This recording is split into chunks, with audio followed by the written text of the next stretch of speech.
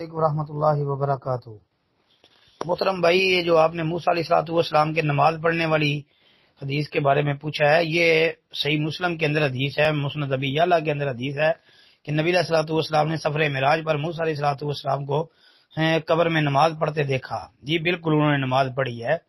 ہاں، تو باقی آپ نے جو یہ کہا ہے کہ بندہ فوت ہوتا ہے تو اس کے اعمال کا سلسلہ منقطع ہو جاتا ہے، یہ بات بھی بھائی صحیح ہے، اور یہ صحیح مسلم کے اندر یہ حدیث موجود ہے کہ جب بندہ فوت ہو جاتا ہے تو اس کے اعمال کا سلسلہ منقطع ہو جاتا ہے، سوائے 3 عمل، یعنی جس کا اس کو فائدہ ہوتا رہتا ہے۔ یہ حدیث صحیح مسلم کے اندر آتی ہے۔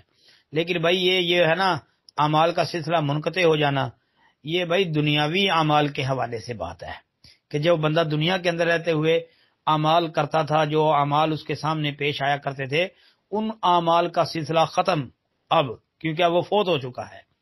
تو یہ حدیثیں آپس میں ٹکراتی نہیں ہیں، تضاد نہیں ہے، جی سمجھنے میں معاملہ ہے، سمجھ لیں بس۔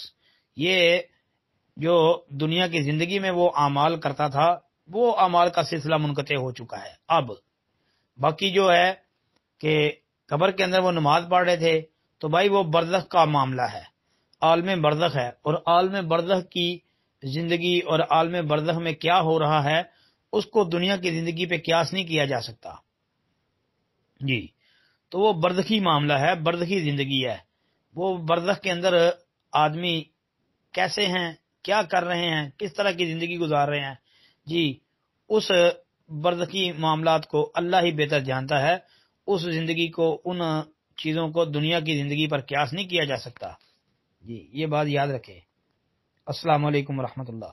اور حدیثوں کے اندر تضاد نہیں ہے، حدیثیں آپس میں ٹکراتی بھی نہیں ہیں۔